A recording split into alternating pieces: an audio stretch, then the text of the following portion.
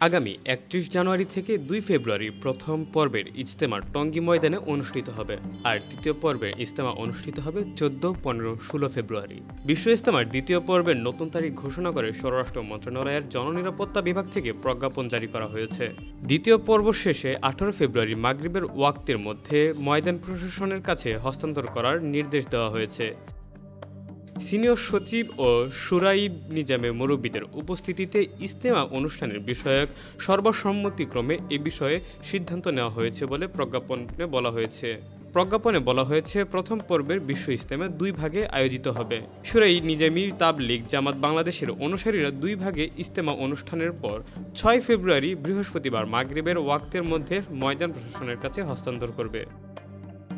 বৃহস্পতিবার বিশ্ব ইজতেমা ২ পর্বে করার ঘোষণা দিয়েছেন শুরাই নিজাম বা মাওলানা জুবাইরপন্থীরা। গণমাধ্যমকে এ খবর দিয়েছেন জুবাইরপন্থীদের মিডিয়া সমন্বয়ক হাবিবুল্লাহ রায়হান। এর আগে জুবাইরপন্থীদের শুধুমাত্র ১ পর্বের তারিখ নির্ধারণ করা হয়েছিল। অন্যদিকে মাওলানা সাদপন্থীদের ইজতেমার তারিখ নির্ধারণ করা হয়েছিল ৭ থেকে ৯ ফেব্রুয়ারি। Desk report, metro TV.